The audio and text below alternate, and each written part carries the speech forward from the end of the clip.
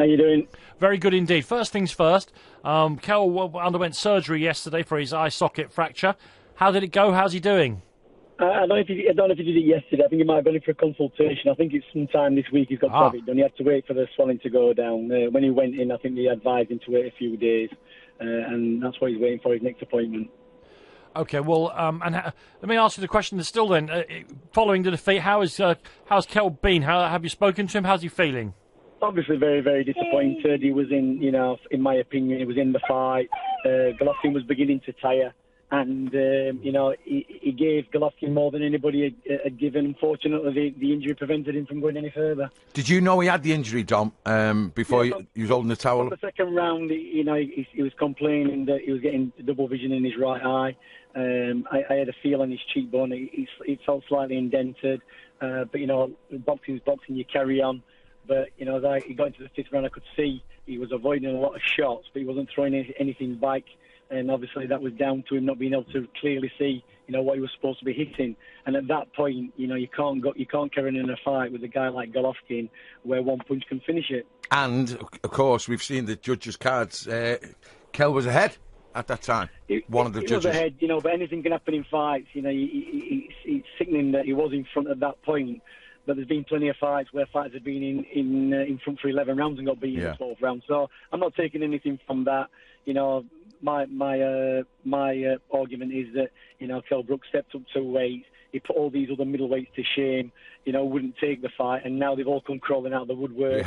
Yeah. Have you seen the blueprint to beat Golovkin? And all of a sudden they all got brave. But, Kell Brook was the one who did it first.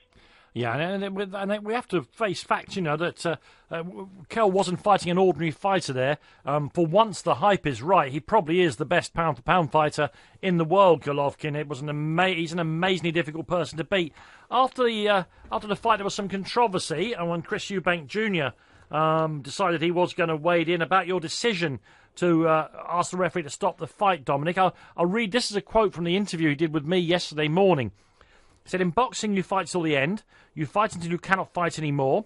It's nobody's job but the referee to stop the fight. I have never been taught to rely on my corner to take me out of a fight. I always stress to my father that if I'm ever in trouble, you let me take my beating like a man. Now, I did pull him up about this yesterday. I thought it was a quite ridiculous thing to say in a sport as dangerous as boxing, where the boxers will always carry on. You have got responsibility for their safety, don't you, Dominic? There's one very, very simple answer to Chris Eubank and his son.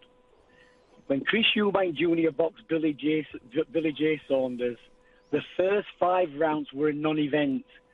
That wasn't fighting. So it's no good Eubank Jr. talking about you fight to the death and you do this and that and the other. For the first 5 rounds against Billy J. Saunders, he stood there and looked at the guy. And he lost the fight. That's the simple answer.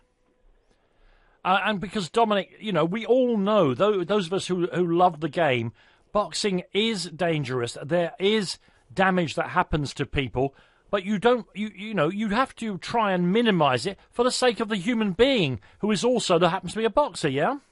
Of course you do. I've had 30 years experience in boxing.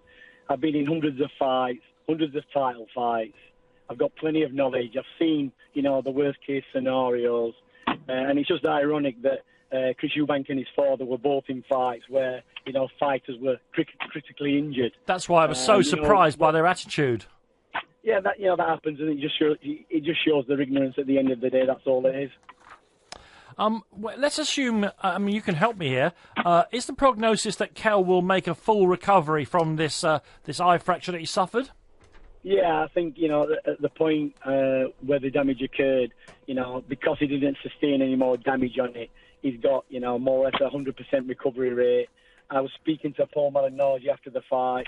He had a very similar injury. It went on too far when he boxed Miguel Cotto.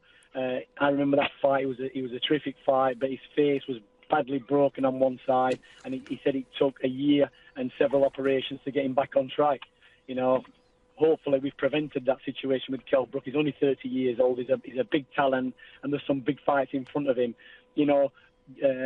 On Saturday night, he could have got through the 12 rounds defensively. He might not have won the fight, and he could have ended his career, and that would have been it. So, only time will tell in the long run. And, just on the Chris Bank Jr. as well, he said, if you want to fight with the real British man, come and get some. That was his tweet yesterday to Kell.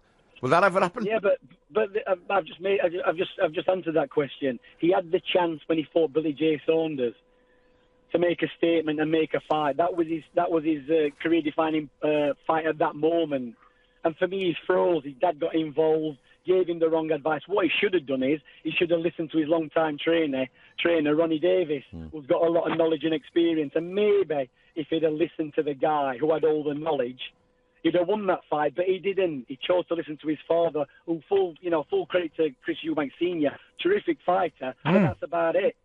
He's the trainer. The trainer is the one who's been watching the fighter all the way through the careers.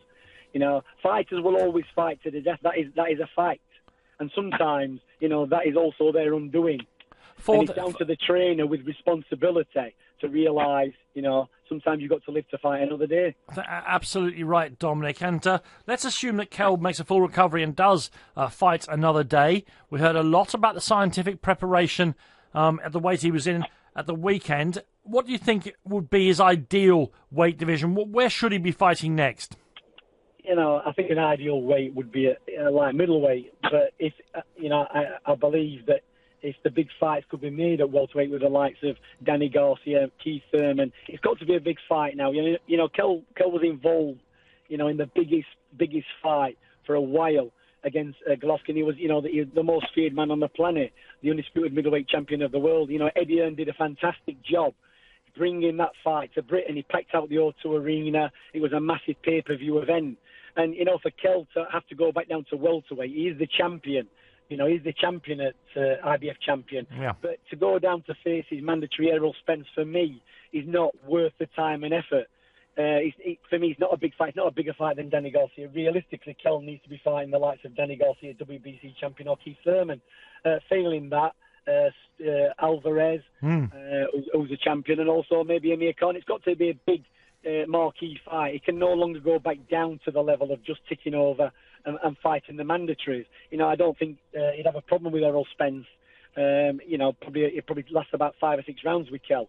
But Kell's got to be in these big fights now. He's probably got 2 or 3 big fights, that he can get into, and then he can finish his career. And just as a matter of interest, as you mentioned him there among the possible opponents, what sort of weight would he fight Amir Khan at, do you think? I mean, it could be a catch weight. I don't know. It's what they'd ever agree on. Whatever it is, they'd have to agree on to make the fight. But I think it's a fight, that needs to be made. I think it's still got a lot of interest for the British public. I think Eddie Hearn can make that fight. And Khan's been talking for a long, long time. Now Kell has been beaten. Obviously Khan suffered a couple of defeats.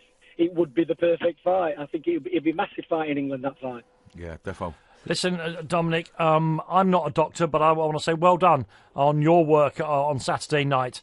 I don't care what Chris Eubank Jr. thinks about it. These Picklash boxers, you're absolutely right, Dominic. They will go until the last drop falls out. You have to make a decision sometimes ahead of that. Right. Thank you very, very much indeed for joining. And pass on our best wishes to Kell as he heads back on the road to recovery.